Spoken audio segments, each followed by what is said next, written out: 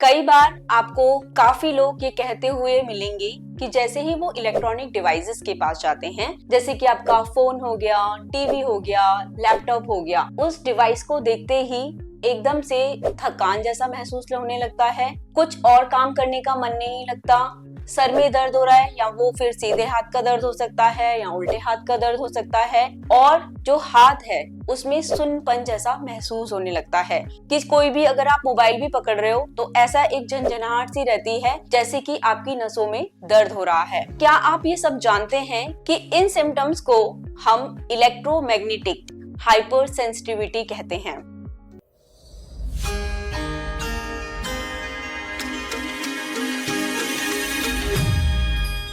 अगर आप social media पर जाएंगे तो आपको इस टॉपिक के बारे में बहुत कम इंफॉर्मेशन मिलेगी, लेकिन ये सच है।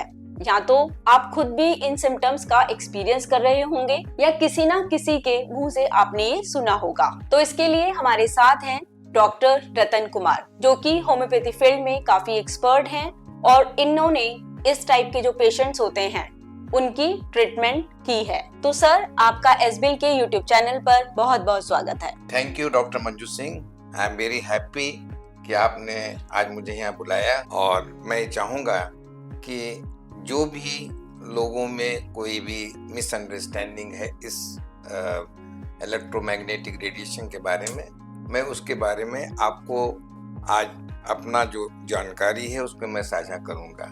So thank you, and if you have got any question regarding that, आप पूछ सकते हैं। क्योंकि एक अनकॉमन टॉपिक है हमारे यूट्यूब चैनल पर भी, यानी कि सोशल मीडिया पर भी। तो सबसे पहले हम जानते हैं कि जो इलेक्ट्रोमैग्नेटिक हाइपर सेंसिटिविटी है वो है क्या। सबसे पहले मैं ये बताऊंगा आपको कि ये है पूरी साइंस। अब साइंस का क्या होता है कि दो तरह की चीजें होती हैं। एक रेडिएशन होता है जो जिसको दो भाग में हम बांट देते हैं, ionization and non ionization. Non ionization में आपको इतना फर्क नहीं पड़ता है या उतना दुष्प्रभाव नहीं पड़ता है, लेकिन आयोनाइजेशन में आपका इसका प्रभाव आता है।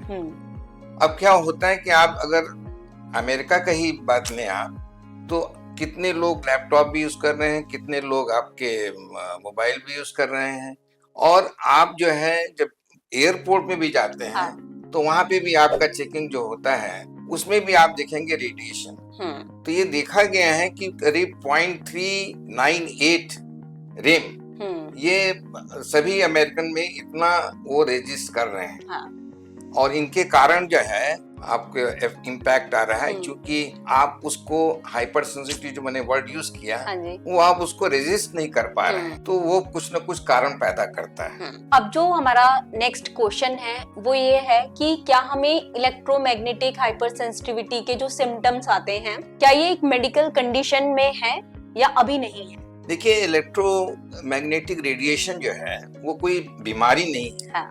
वो कोई बीमारी पैदा नहीं कर रहा है, वो आपके शरीर के जो रेजिस्टेंस पावर है वो इम्यूनिटी को घटा रहा है। और उसके कारण क्या होता है कि आप 6-6 घंटे 8-8 घंटे अगर आप यूज कर रहे हैं कोई चीज, तो उसका इम्पैक्ट तो आपको आएगा ही। और इम्पैक्ट आप जानते हैं, क्योंकि वो इलेक्ट्रॉनिक मीडिया में चल रहा है, सभी मतलब इलेक्ट्रिसिटी भी जा रही है उसमें, और वो मैग्नेटिक जो है उनके जो भी इनके अंदर में यूज कर रहे हैं पार्ट्स, वो भी सब मैग्नेटिक पार्ट्स हैं जो कि आपको वायरलेस की तरह काम कर रहे हैं। तो आप देखेंगे कि वायरलेस जो काम कर रहा है उसके लिए भी हम टावर्स लगा रहे हैं, तो कुछ न कुछ रेडिएशन जो है उन टावर से भी आता है जो कि आपको इम्पैक्ट करता है। अब जैसे आपने पूछा कि क्या इसमें सिम्टम आ सकते हैं, तो देखो इसमें सबसे बड़ा जो सिम्टम आता है कि आपको सर दर्द की बीमारी शुरू होती है, आपको फ्रीक्वेंट हेडेक होगा, आप ये सोचते हो कि माइग्रेन हो गया। फिर अगर आपको डॉक्टर के पास, किसी एलोपैथ के पास जाते हैं, किसी के पास जाते हैं आप, तो आपको ये बोलेगा कि आप इसका स्कैन कराओ, ये कराओ, कहीं ऐसा तो नहीं कि आपका ब्लड क्लॉट हो रहा है या कुछ हो रहा है। सो likewise you will find that कि तमाम तरह की चीजें कि बीपी तो नहीं हो रहा है, लेकिन सब चीज आपकी नॉर्मल आ रही है, और उसके बावजूद भी आपका सर दर्द नहीं जा रहा है। उसी तरह से आपकी फटीग जो है, जो आपको सुस्ती छाई हुई, आप उठते हैं सुबह तो आपको वो जो एहसास होना चाहिए एनर्जी का, वो होता नहीं है। हाँ। उसके कारण भी आपको लगता है कि मैं क्या करूं या नहीं करूं। आपको नहाने का मन नहीं करता, आपको बस लगता है कि हम आराम से बैठ के थोड़ा सा रेस्ट कर लें। हो सकता है कि मुझे खाने पीने की कमी से ऐसा हो रहा है। रेस्ट में भी हम फोन देख लें। हाँ, रेस्ट में भी फोन देख लें। फोन जो ऐसी चीज हो गई है जिसको कि आप छोड़ना नहीं चाहते। राइट। और जो सबसे बड़ा कारण आज के दिन में जो हमको परेशान कर रहा है, आप देखे होंगे मंजू जी कि लोग जो है आपके मान लीजिए घर वाले कोई गए हैं तो एयरपोर्ट पहुंचते पहुंचते आप 3 बार फोन करते हैं, कहाँ पहुंचे अभी कहाँ पहुंचे, अच्छा अभी चेक इन हो गया कि नहीं हो गया। इस फोन करने से उनका चेक इन हो जाएगा।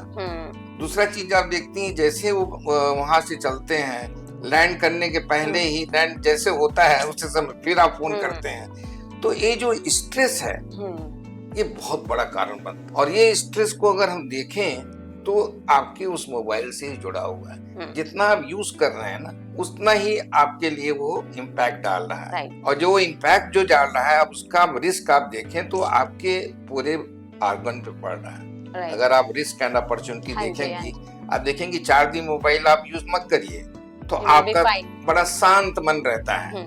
लेकिन वही अगर आप कम से कम 8 घंटे आप यूज कर रहे हैं, प्लस जो आप फोन कर करके बच्चे के बारे में पूछ रहे हैं, हाँ बेटा खाना खा लिया, नहीं खाया, तो all this things are creating a stress to अस।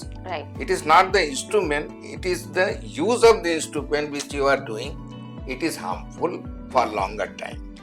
तो सर अब हम नेक्स्ट जानते हैं कि जो इसके मोस्ट कॉमन सिम्टम्स हैं वो क्या होते हैं, और क्या हर पेशेंट को या हर व्यक्ति को एक जैसे ही सिम्टम्स होंगे या हर किसी को अलग अलग सिम्टम्स हो सकते हैं, कि क्या कोई इसका पैटर्न है सिम्टम्स का?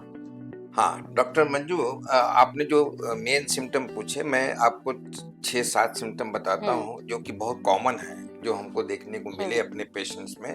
जिसमें सबसे पहले था कि स्किन में चकत्ते पड़ जाने, दाग पड़ने, खुजली। दूसरा सिम्टम हमने देखा कि उनको जो है रात की नींद नहीं आना, रेस्टलेस। तीसरा हमने देखा कि उनको काफी सुस्ती आती थी। चौथा हेडेक जो है बड़ा कॉमन था कि फ्रीक्वेंट हेडेक हो रहा था। उसके बाद में हमने देखा कि उनके नसों में, पैरों में झुंझुनी आना या झंझनाहट आना, और साथ ही साथ उनमें हमने भी देखा कि किसी में ब्लड प्रेशर भी जाए या ये आपका जो पल्स रेट है वो भी काफी हाइपर रहती है। ये तो सही है सर, क्योंकि जैसे हमारी जो प्रैक्टिस होती है उसमें भी अगर आप देखोगे तो जो पेशेंट्स हैं उनका हेडेक के केसेस बहुत ज्यादा बढ़ गए। अगर आप देखोगे तो हर पेशेंट को कभी 2 दिन में या 3 दिन में सर का दर्द हो ही रहा है। इसके साथ हमने ये भी देखा है कि जो यूथ है, आज के जो 35 से 40 एज के जो ग्रुप के लोग हैं, उनका बीपी भी हाई है। तो कहीं ना कहीं ये रीजन एक हो सकता है जो कि शायद अभी हम लोगों को इन्फॉर्मेशन नहीं पास ऑन हुई है, कि जो इलेक्ट्रोमैग्नेटिक हाइपर सेंसिटिविटी हो रही है, कि ये वाले जो हैं इसके कॉजेस हो सकते हैं। इसमें 2 चीज मैं बोलूंगा आपको, क्योंकि देखिए एक तो अभी कोई ऐसी प्रूविंग जो है अभी सरकार की तरफ से नहीं हो पाई है कि ये जो है डिजीज उसके कारण से हो रही है। दूसरी चीज ये भी है कि WHO ने अभी अपनी एक रिसर्च कमेटी बैठाई है और वो भी देख रहे हैं इस चीज को कि इससे क्या ये भी कारण बनता है। लेकिन हम इसको ट्रीट जो करते हैं वो एक तो कॉन्स्टिट्यूशनल हम देखते हैं, हर आदमी का कॉन्स्टिट्यूशन अलग है, और उस कॉन्स्टिट्यूशनल जो मेडिसिन है हमारी या जो सिम्टम्स पैदा होते हैं, तो ऐसा नहीं कि सब में हेडेक ही हो रहा है, किसी में दर्द भी पैदा हो रहा है, क्योंकि इन्वायरमेंटल कंडीशन पे भी डिपेंड कर रहा है। जैसे कि आजकल देख रहे हैं आप, पोल्यूशन भी हो रहा है। तो इन सब चीजों को हम लोग अपने होम्योपैथिक में बहुत ही डिटेल में उस पेशेंट का लेते हैं सिम्टम्स, और उनको फिर रिपोर्टराइज कर और फिर उनका जो ट्रीटमेंट करते हैं। तो मैंने देखा हमारे मैक्सिमम पेशेंट वो होम्योपैथिक को इसलिए पसंद कर रहे हैं कि उनका जो है फ्रीक्वेंसी थी वो कम हुई। फ्रीक्वेंसी ही पहले कम होती है, और प्लस जो हमारी जो ऑक्सिलरी ट्रीटमेंट है कि भाई आप कम यूज करो, आप उसको ऐसे यूज करो जैसे कि आपका लैंडलाइन वाला फोन होता है, कॉस्ट तो हटाना ही है। हाँ, लैंडलाइन की तरह एक जगह रख दो, आप आओ, जब फोन बजे तो आके उठा के, और अपनी जो व्हाट्सएप में आया मैसेज ये सब उसको भी आप शट डाउन कर दो, कम से कम जब घर पहुंचते हो तो 4-5 घंटे उसको ऐसे रखो, नहीं तो जैसे टन्स होता है फिर आप जाके इमीडिएटली चेक करते हैं। सर जैसे कि इलेक्ट्रोमैग्नेटिक जो हाइपर सेंसिटिविटी की हम बात कर रहे हैं, इसके कुछ स्टैंडर्ड टेस्ट नहीं हैं, लेकिन क्योंकि हम सिम्टम्स के थ्रू इस प्रॉब्लम को बता रहे हैं, तो ऐसे में लोग कहाँ जाएं, किससे अपनी हेल्प लें? देखिए मैडम, एक चीज है, मोबाइल आप खरीदती हैं जब भी, तो मोबाइल में भी आप अपना रेडिएशन चेक कर सकते हैं। उनका भी जो है कितना रेम करके 26 जैसे कुछ करके जो भी है नॉर्मल उनकी, आप जब चाहें तो उसको चेक करें। अगर वो रेडिएशन की यूनिट बढ़ रही है, अपने मोबाइल को हटा दें आप, इट मींस कि आपको दिक्कत कर रही है। तो एक टेस्ट तो आप अपने आप ही कर सकते हैं। दूसरा टेस्ट आपका जो है, जो कमर का दर्द है, ये है लैपटॉप के चलते, जिसको हम लोग एर्गोनॉमिकल कंडीशन बोलते हैं, आप वहां पे भी जो है अपना वो प्रिकॉशन जो है लें और उसको देखें।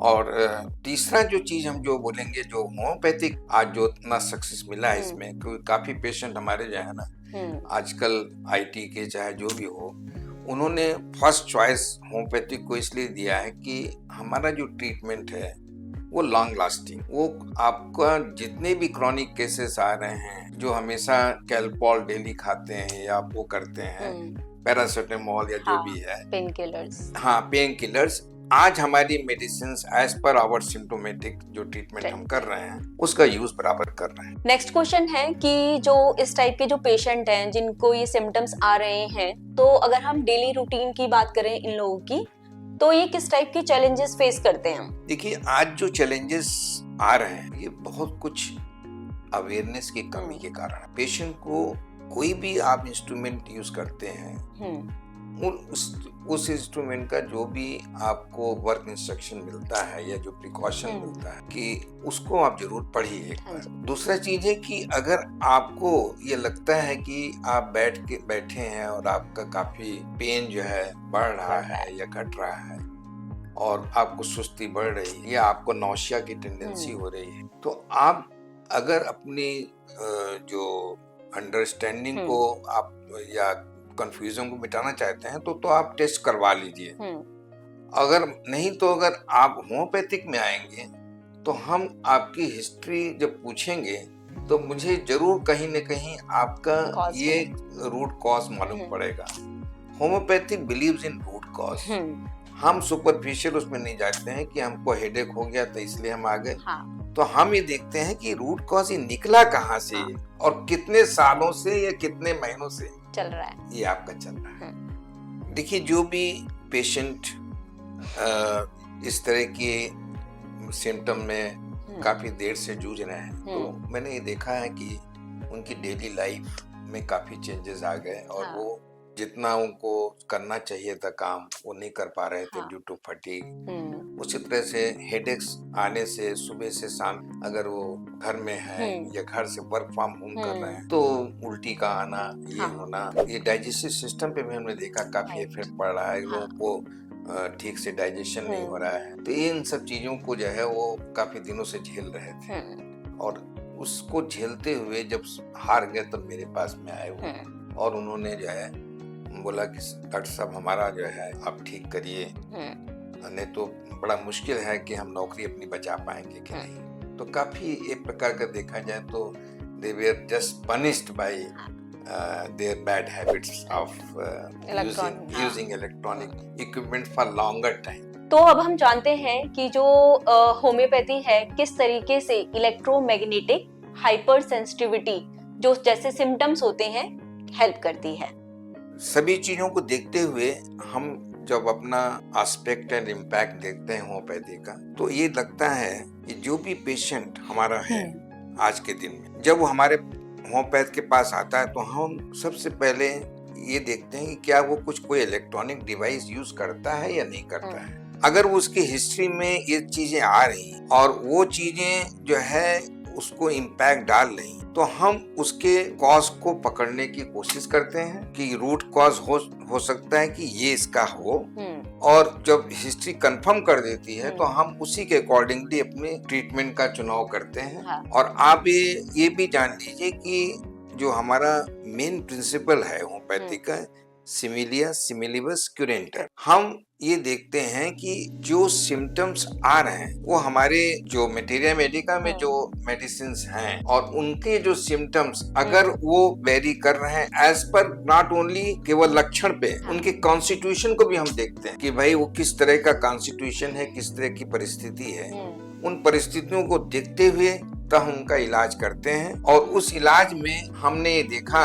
कि most of the cases get the relief as earlier as possible. So एक और सवाल है इसमें कि जो होम्योपैथी की मेडिसिन होती हैं, क्या वो स्पेसिफिक हैं इन सिम्टम्स के लिए या फिर हम किस तरीके से होम्योपैथी में मेडिसिन प्रिस्क्राइब करते हैं? आपका ये जो क्वेश्चन है बहुत ही अच्छा क्वेश्चन है और मेरे ख्याल में आज जो होम्योपैथिक डेवलप कर रहा है, आज लोग होम्योपैथिक में एमडी भी कर रहे हैं, बीएचएमएस कर रहे हैं और जो हमारा जो सिस्टम ऑफ एजुकेशन जो इतना इम्प्रूव किया है, तो वो उसके कारण से आप देखेंगे कि हमारा जो लाइन ऑफ ट्रीटमेंट है बिल्कुल साइंटिफिक हो जाता है और हम उस लाइन ऑफ ट्रीटमेंट को साइंटिफिक बनाने के लिए हमारी जो नॉलेज है वो बहुत काम आती है।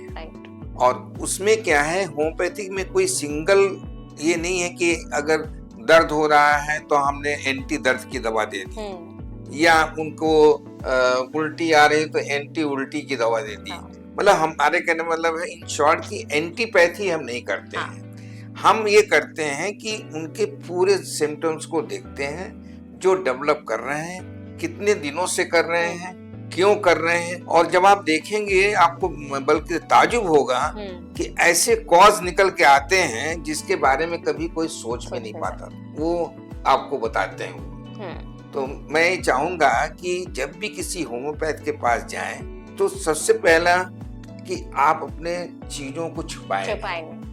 आप जरूर जो है बताएं और ताकि सिलेक्शन ऑफ जो मेडिसिन है वो हम कर सकें ठीक से। आप तमाम मेडिसिन से मैं नाम किसी का देना नहीं चाहता हूँ, इसलिए नहीं कि कोई एक मेडिसिन है नहीं, करीब 15-16 मेडिसिन हैं इसकी जो कि अलग अलग सिम्टम्स में काम करती हैं। सो जो मोस्ट इम्पोर्टेंट क्वेश्चन है वो ये है कि जो होम्योपैथ्स होते हैं वो कैसे जानेंगे कि जो हमारे पास पेशेंट आ रहा है वो इलेक्ट्रोमैग्नेटिक हाइपर सेंसिटिविटी के सिम्टम्स ही लेकर आ रहा है या फिर कोई और प्रॉब्लम है? बहुत अच्छी चीज बोली आपने, क्योंकि देखिए क्या है कि ये बोलना कि इनको रेडिएशन के चलते हो रहा है या इनको और किसी कारणवश हो रहा है, हमारे लिए पेशेंट सबसे पहले जो है पेशेंट है वो, और हम उस पेशेंट के सिम्टम्स के साथ में हम उसकी फिजियोलॉजी भी देखेंगे हम कि उसकी फिजियोलॉजिकल, जैसे कि मान लीजिए अगर उनको हेडेक हमेशा होता है या उनको बॉडी एक होता है तो वो जो उनके वर्किंग कंडीशन पे है, या उनका ब्लड प्रेशर मान लीजिए हो सकता है हेडेक प्रेशर के चलते भी होता हो, हिस्ट्री में हमको ये मिल रहा है कि इनके आपस में नहीं पढ़ रही है तो वैसे कारण से भी, या बच्चे अच्छा पढ़ नहीं रहे हैं, स्ट्रेस, तो वो सब स्ट्रेस के कारण भी हो सकता है कि हेडेक पैदा हो रहा है और उनको टेंशन होता है जो कि बीपी में बदल रहा है। तो हम जरूर चाहेंगे कि उनका बीपी जरूर चेक करें और उनका जो है आपका पल्स रेट जरूर देखें हम। उनके जो और भी जो सिम्टम्स हैं, हो सकता है कि उनको रिकरेंट फीवर भी आता हो, मतलब प्रॉपर इन्वेस्टिगेशन हम अपना आंखों में, हो सकता है कि आंखों में उनकी जलन, मतलब आंख हो सकता है कमजोर हो रही हो, तो मैं इन सब चीजों को भी जरूर पेशेंट में देखूंगा और देख के मैं अपनी प्रोग्नोसिस तभी कर पाऊंगा कि हमारी मेडिसिन का क्या, क्योंकि डायग्नोसिस हमारे यहाँ भी जरूरी है और वो डायग्नोसिस करके ही हम आगे बढ़ेंगे। तो सर अंत में मैं आपसे कहूंगी कि क्या आप हमारे ऑडियंस के लिए कुछ मैसेज देना चाहेंगे? देखिए, मेरी मैसेज बहुत क्लियर है, क्योंकि आज मैं आपके सामने बैठा हूँ, ये होम्योपैथिक का ही कमाल था कि जब भी कोई भी मेरी ऐसी कोई बीमारी आती थी तो उस बीमारी को मैं यही सोचता था कि ये अपने आप इम्यूनिटी के कारण आ रही है। हमारी इम्यूनिटी जब लो होती है या हमारा पोल्यूशन जब होता है तो हम कुछ न कुछ अपने साथ लेके जाते हैं। तो मैं सभी दर्शकों से ये निवेदन करूंगा कि आप जो है मेडिसिन एक तरफ रखिए और अपनी जो हैबिट है, जो अपने बिहेवियर्स हैं, तमाम चीजें आपकी इन बिहेवियर के द्वारा ही आती हैं। और वो बिहेवियर आपका अगर हमारे सिम्टम के अनुसार में ट्रीट करने लायक है तो मैं जरूर उसको ट्रीट करूंगा। तो जब भी आपको लगे कि ये चीज एबनॉर्मल लग रही है हमको और हमारे साथ हमेशा आ रही है, आप जरूर डॉक्टर से मिलें। आप ऐसा ना करें कि अपने आप कुछ खा लें या कुछ पी लें। इन्हीं शब्दों के साथ में मैं डॉक्टर मंजू सिंह का धन्यवाद करूंगा और मैं चाहूंगा कि अगर कोई भी क्वेश्चंस हमारे ऑडियंस की तरफ से आते हैं, कांटेक्ट कर सकते हैं। Thank you sir for coming on the SBL YouTube channel. And मैं उम्मीद करती हूँ कि आज का जो हमारा पॉडकास्ट का टॉपिक था आप सबके लिए एक नया टॉपिक रहा होगा और इससे आपको काफी इंफॉर्मेशन मिली होगी। जैसा कि सर ने कहा कि यदि आपके अभी मन में कोई सवाल है या कोई डाउट्स हैं तो आप हमें कमेंट सेक्शन में लिख सकते हैं and we will surely reply on that. Thank you everyone.